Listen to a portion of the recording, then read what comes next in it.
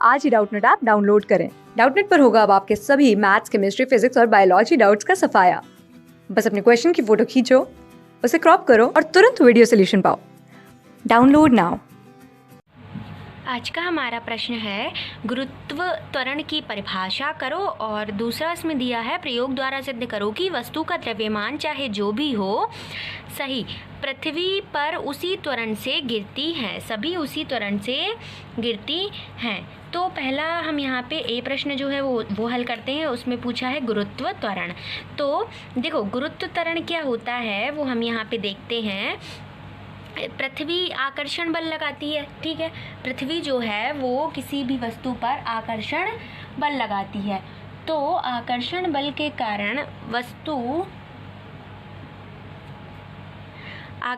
के कारण जो वस्तु होती है वो क्या होती है, पृथ्वी की तरफ आकर्षित होती है, ठीक है। और उस मतलब जब वो बल लगाती है तो वो बल लगता है पृथ्वी के केंद्र पर, ठीक है।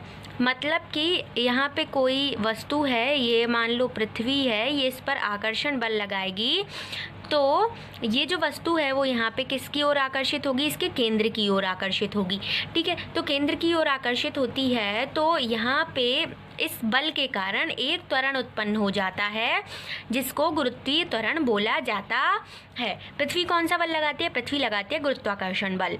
तो इसीलिए गुरुत्वाकर्षण बल के कारण एक त्वरण उत्पन्न होता है जिसको गुरुत्वीय त्वरण बोला जाता है। अगर हम गुरुत्व त्वरण की परिभाषा लिखें तो वो यही होगी कि गुरुत्वाकर्षण बल के द्वारा किसी वस्तु में उत्पन्न त्वरण गुरुत्वीय त्वरण कहलाता है। गुरुत्वीय त्वरण कहलाता है।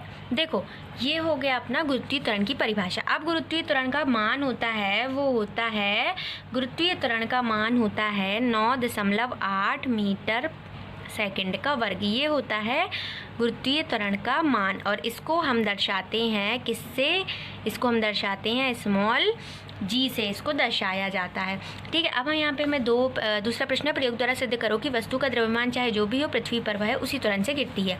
तो अब बी प्रश्न की ओर आते हैं। तो हम यहाँ पे दो उदाहरण ले लेते हैं, ठीक है। दो वस्तु ले लेते हैं। एक हमने मान लो ये ले लिया अपना कोई पंख है, ठीक है, और एक यहाँ पे हमने मान लो कोई बॉल ले ली। अब देखो इसका द्रव्यमान हमने m1 मान लिया, इसका द्रव्यमान हमने m2 मान लिया। अब देखो m1 का द्रव्यमान जो है वो बहुत कम है m2 से, यानी पंख बहुत हल्का होगा बॉल से, ठीक है। तो यहाँ पे क्या होगा कि मान लेते हैं ये h ऊंचाई से, यहाँ पे ये हम मान लेते हैं कि ये क्या है, ये धरातल है, ठीक है। तो ये पंख जो है वो यहाँ पे आ जाता है, ठीक है, गिर रहा है ना, तो इसको हम मान लेते हैं कि पंख यहाँ पे आ गया और ये जो गेंद है वो यहाँ पे आ गई, ठीक है।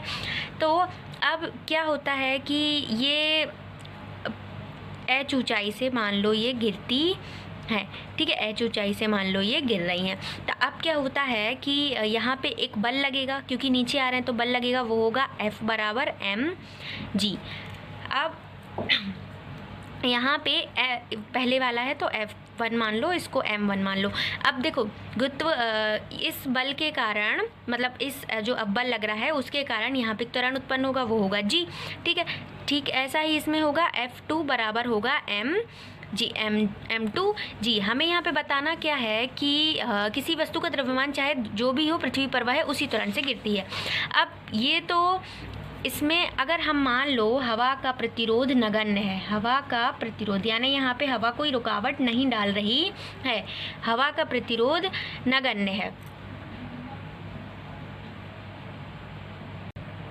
देखो यहाँ पे लग रहा है क्या, हवा का प्रतिरोध हमने नगण्य मान लिया, तो यहाँ पे क्या होता है कि गुरुत्वीय जो त्वरण होता है, गुरुत्वीय जो बल होता है उसके कारण त्वरण काम करता है, वो होता है गुरुत्वीय त्वरण। तो ये दोनों का गुरुत्वीय त्वरण एक ही है, ठीक है, मतलब एक ही त्वरण है, इनको एक ही त्वरण से ही नीचे गिरेंगे। अब हम देख लेते हैं इसको गति के समीकरण से। हाँ, यहाँ पे हम इसको मान लेते हैं कि ये t1 समय में धरातल पे आता है, ये t2 समय में आता है।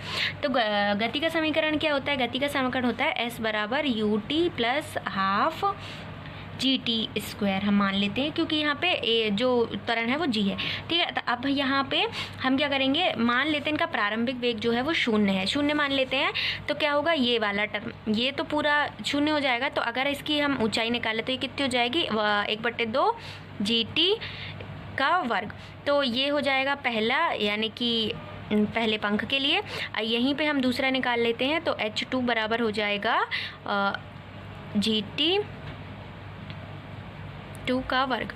ये एक ही है, ठीक है, हाइट जो है वो एक ही है। ठीक है, तब ये दोनों को हम बराबर में रख सकते हैं। तो ये हो जाएगा 1/2 जी T1 का वर्ग बराबर ये हो जाएगा 1/2 जी T2 का वर्ग। अब 1/2 जी से 1/2 जी कट गया, तो यहाँ पे देखो क्या हुआ, T1 स्क्वायर बराबर हो जाएगा T2 स्क्वायर, या फिर यहाँ पे ये भी हो सकता है T1 बराबर T2।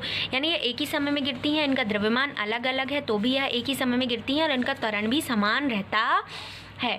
तो ये अपना जो है वो उत्तर हो जाएगा इन दोनों प्रश्नों का। क्लास 6 से 12 से लेके नीट, IIT, जेईई मेंस और एडवांस के लेवल तक 10 मिलियन से ज़्यादा स्टूडेंट्स का भरोसा। आज ही डाउनलोड करें डाउटनेट ऐप या व्हाट्सएप कीजिए अपने डाउट्स 8400 400 400 पर।